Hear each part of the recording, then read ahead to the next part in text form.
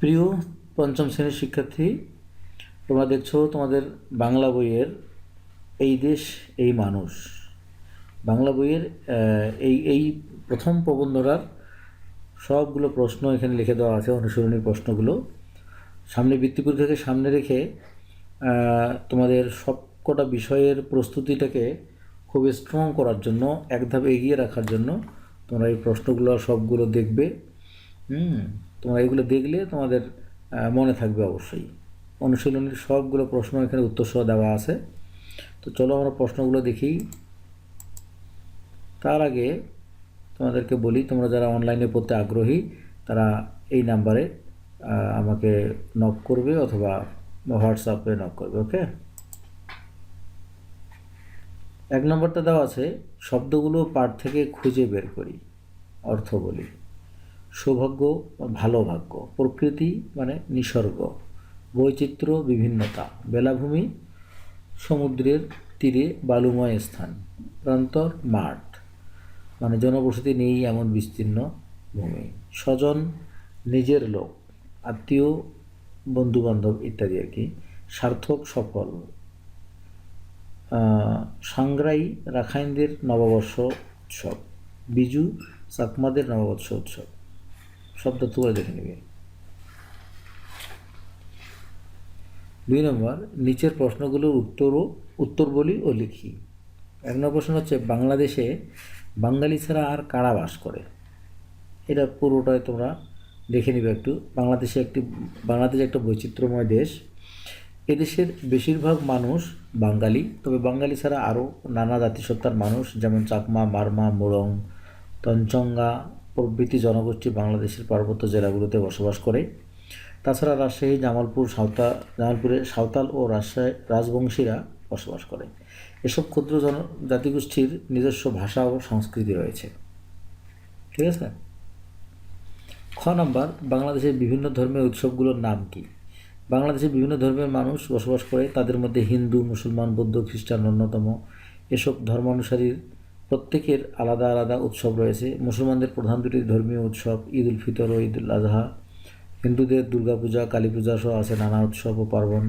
বৌদ্ধদের ধর্মীয় উৎসব বুদ্ধ পূর্ণিমা, খ্রিস্টানদের আছে ইস্টার সানডে, বড়দিন।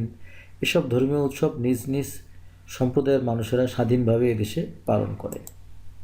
3 নম্বর, বাংলাদেশের জনজীবনের বৈচিত্র্যসমূহ কী কী? বাংলাদেশে রয়েছে বৈচিত্র্যময় জনজীবন। সেসব বৈচিত্র্যের মধ্যে রয়েছে প্রকৃতির বৈচিত্র্য, ভাষার বৈচিত্র্য, সম্প্রদায়ের বৈচিত্র্য, জাতিসত্তার বৈচিত্র্য, পেশার বৈচিত্র্য, উৎসবের বৈচিত্র্য, পোশাক আশাকের বৈচিত্র্য। এসব বৈচিত্র্যের মধ্যে যেমন নিজ নিজ সম্প্রদায় ও জাতিগোষ্ঠীর স্বতন্ত্র রয়েছে পরিচয় প্রকাশ পায়, তেমনই প্রকাশ পায় এদেশের বৈচিত্র্যময় পরিচয়। দেশ হলো জননীর মতো। দেশকে জননীর সঙ্গে তুলনা করা হয়েছে কেন? আমাদের দেশে রয়েছে নানা প্রাকৃতিক সম্পদ, নদী, আকাশ, প্রান্তর, পাহাড়, সমুদ্র। এসব সেই সম্পদের একটি উৎস। মা যেমন আমাদের জন্ম দেন এবং তার স্নেহ মমতা দিয়ে আগলে রাখেন, তেমনই আমাদের মাতৃভূমি তার আলো, বাতাস, জল ও সম্পদ দিয়ে সবাইকে বাঁচিয়ে রেখেছে। মায়ের মতোই আমাদের জীবনে এদেশের ভূমিকা গুরুত্বপূর্ণ। এ কারণে দেশ হলো জননীর মতো, একথা বলে দেশকে জননীর সঙ্গে তুলনা করা হয়েছে। জেলেদের পেশা কী? যদি কাজ না করে তাহলে আমাদের কি হতে পারে? আমাদের দেশে রয়েছে নানা পেশার মানুষ, তাদের মধ্যে অন্যতম জেলে। জেলেদের পেশা মাছ ধরা। মাছ আমাদের খাবার তালিকার অন্যতম উপাদান, কেননা মাছ বাঙালির খুব প্রিয় খাবার। এ কারণে বলা হয় মাছে ভাতে বাঙালি।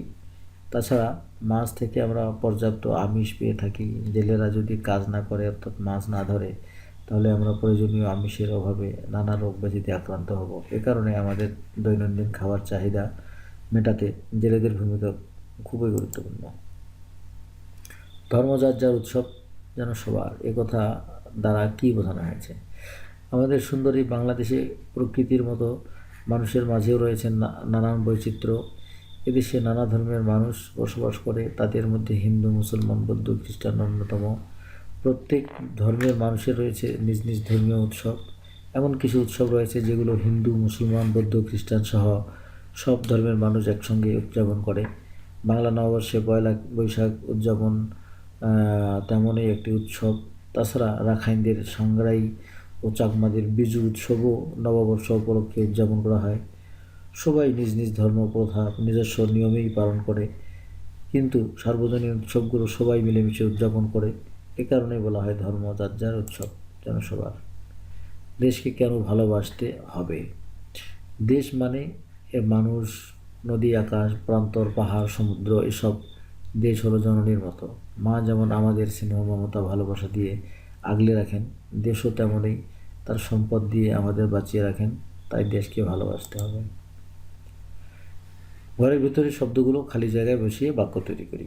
এই যে শব্দগুলো ভর করা হয়নি, জাস্ট এগুলো শূন্যস্থান। আমাদের দেশ যে আমরা এদেশে জন্মেছি, তাহলে এখানে কী হবে? এই শব্দগুলো থেকে বেছে নিতে হবে। আমরা সরাসরি উত্তরে চলে যাই, এগুলো পড়তে গেলে অনেক বড় হবে। আমাদের এই সৌভাগ্য, শূন্যস্থানে সৌভাগ্য ছিল, ফাঁকা ছিল, এখন সৌভাগ্য হবে।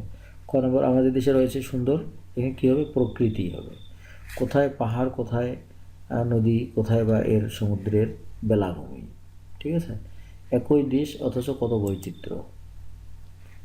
দেশ মানে এর মানুষ, নদী, আকাশ, এখানে শূন্যস্থান ছিল, এখানে প্রান্তর হবে, পাহাড়, সমুদ্র এইসব। দেশকে ভালোবাসার মধ্যে দিয়েই সার্থক হয়ে উঠবে আমাদের জীবন।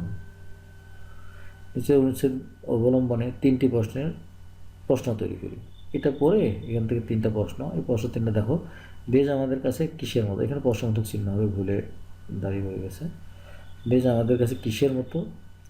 দেশ আমাদের কিভাবে বাঁচিয়ে রাখে? আমাদের জীবন কিভাবে সার্থক হয়ে উঠবে? বিপরীত শব্দ জেনে নেই, খালি জায়গায় ঠিক শব্দ বসে বাক্য তৈরি করি। এই যে বাঙালি ও বাঙালি, বন্ধু শত্রু, দেশ বিদেশ, সার্থক, সার্থকতা, ব্যর্থতা, এটা ব্যর্থতা হবে, কটা হবে না এখানে, ব্যর্থতা। ক, আমাদের বাংলাদেশের বাইরেও অনেক বাঙালি আছে, আমরা সবাই পরস্পরের বন্ধু। দেশ হলো জননীর মতো, আমাদের দেশ যে আমরা, সার্থকতা, আমাদের সৌভাগ্য এখানে হবে। সার্থকতা বলতে কোনো শব্দ নেই, সার্থকতা, হ্যাঁ, আমাদের সার্থকতা যে আমরা এদেশে জন্মেছি, এই শব্দটা নয়, এটা ভুল হয়ে গেছে। ক্রিয়াপদের চলতি রূপ লেখো, এটা খুব গুরুত্বপূর্ণ একটা তোমাদের প্রশ্ন। এটা চলতি রূপগুলো হচ্ছে, চলিত রূপগুলো হচ্ছে, যেমন রহি আছে, এটা হবে, এটা সাধুরূপ, এটা চলিত রূপ, এখানে হবে রয়েছে। হইল, এটা হলে। জন্মিয়াছি, জন্মেছি। করিতে, করতে। করিতেছে, করতেছে। আগলাইয়া, আগলে। ভালোবাসিব, ভালোবাসব। করিলে, করলে। তুলিতেছে, তুলছে। বাঁচাইয়া, বাঁচিয়ে। রাখিয়াছে, রেখেছে। কর্ম অনুশীলন। বাংলাদেশের যে কোনো উৎসব সম্পর্কে একটি অনুচ্ছেদ রচনা করি। নববর্ষ, এটা তোমরা পড়ে নেবে পুরোটাই, আরও আছে একটু, ওটা পড়ে নিয়ে এটা একটা রচনা। ঠিক আছে? তো ধন্যবাদ ভিডিওটি দেখার জন্য।